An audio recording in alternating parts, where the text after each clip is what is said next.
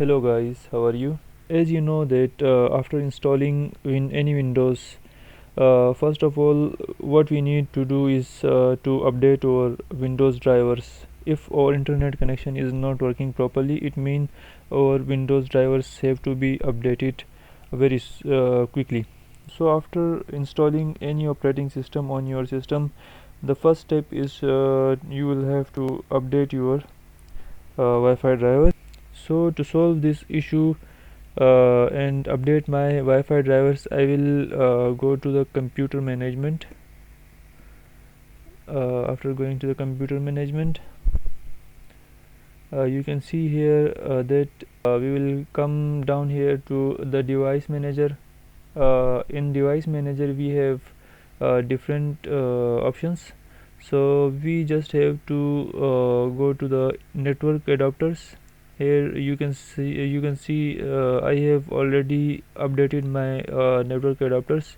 All of my network adapters are up to date. So you will have to update your network adapters. You will see there are very few adapters.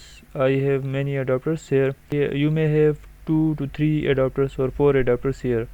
So you will have to quickly update those drivers by clicking on them here and coming here to update your device driver. You can see here there is an option here to update your driver. So after pressing this button, you can search automatically for driver updates. The best drivers for your device are already installed. So if you haven't updated your drivers, your driver will be automatically updated by pressing automatically update. So this is how you can update all of your drivers here. The list of your drivers will be 3 to 4 drivers, so you will have to update them all one by one. After clicking here, you can update another driver. Let's see, this is also updated. I have all my drivers up to date, so the best drivers for your device are already installed. So this is how you can update your drivers.